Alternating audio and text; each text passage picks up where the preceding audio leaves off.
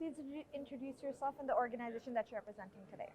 Certainly. My name is Jayne. I'm from Melbourne in Australia, and I'm representing my own business, which is called Global Education Equity Alliance, which is a bit of a tongue twister. So we call it GEEA, GEEA for short.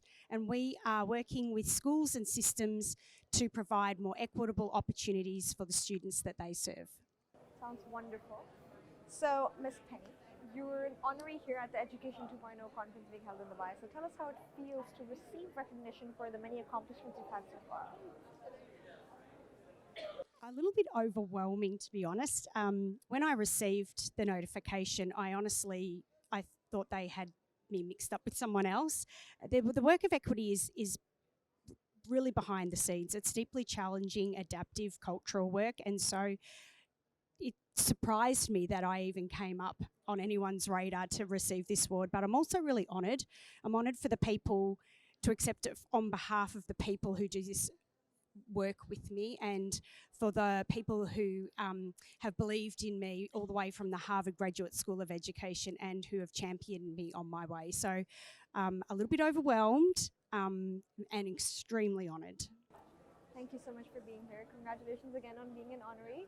It's people like you that make this conference what it is. So with that being said, how are you finding Education 2.0 so far? How has your networking and learning experience been? Terrific.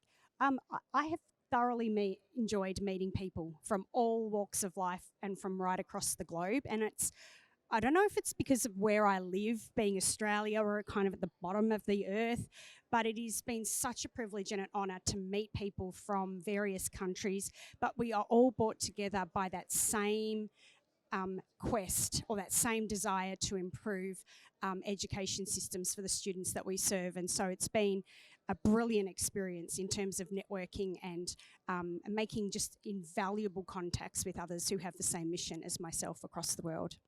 That's wonderful feedback. We're glad you're enjoying. We're glad you like it here. We're glad you find it fruitful. Thank you so much for being with us. I'm sure a lot of people watching are really inspired by you. So do you have any advices for somebody that wants to follow your footsteps? Well, if you're wanting to follow in the footsteps of someone who started their own business, I would say it's as hard as they say it's going to be. You have to back yourself 100%.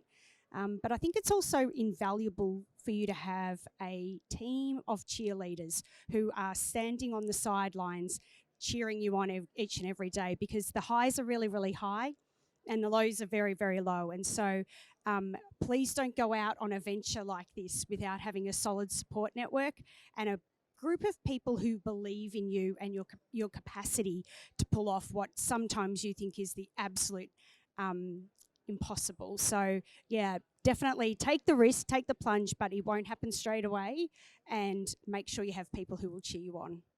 Sounds wonderful. That's great advice, honestly. Tell us a little bit about yourself now, Ms. Penny. How did your childhood experiences influence what you do today?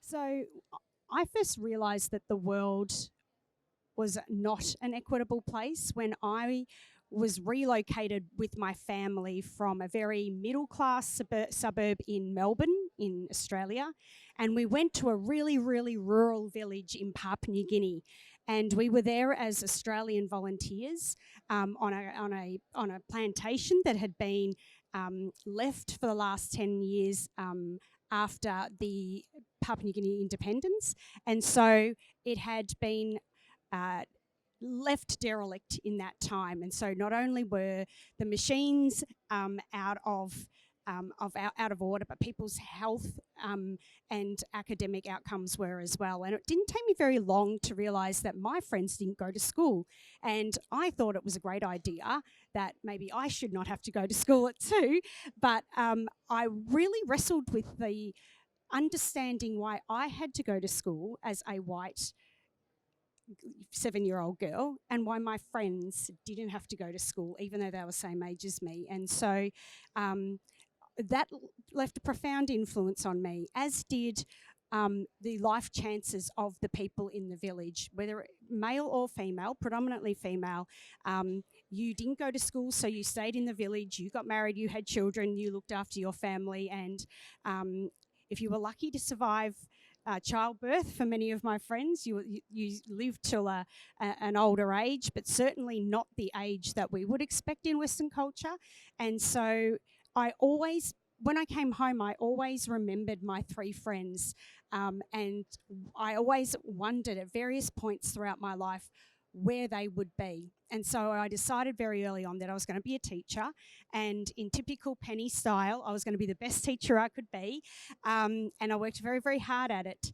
And that is probably why I invest my life now in making sure that children have all the opportunities that they need, whether they decide to take them up or not. But it is it is the responsibility of educators and system leaders everywhere around the world to make sure the opportunities are there and that students can all thrive and achieve whatever it is that they want to do with the rest of their life, and at least have the opportunities. So that's why I do my work every day. It's super important to me. That's honestly so, so, so inspiring.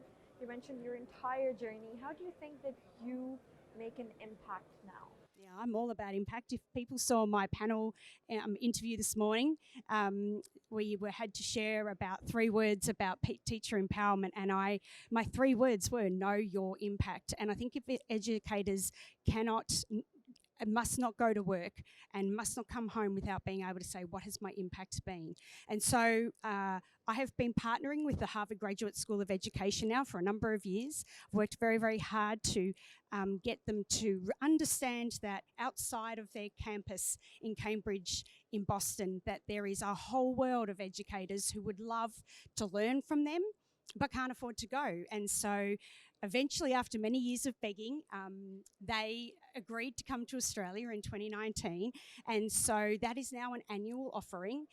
It is open to anyone in the Southern Hemisphere. So if you are a school or an educational system who wants to be doing work with the Harvard Graduate School of Education around building equitable schools and systems, please get in contact with me, because I am more than happy to do whatever I can to support you and the students that you serve. So the impact has been bringing them out for the first time. It was the first time they'd ever been off campus, so it was very stressful. And now I've reached over 500 schools. I have 14 Harvard DataWise coaches, and we've reached thousands of lives. And we can do that for anyone who runs a school or a system in the Southern Hemisphere. Sounds wonderful. I'm sure many people want to reach you and collaborate with you. Where can they reach you for collaborations? Certainly. So it's really quite straightforward. My email or website is Global Ed Equity. So just Global Ed, E-D, and then equity.com. And feel free also to email me on penny@globaledequity.com. Thank you so much, Ms. Penny. It was an honor to meet you. Congratulations on being an honoree. Thanks so much, guys. All the best.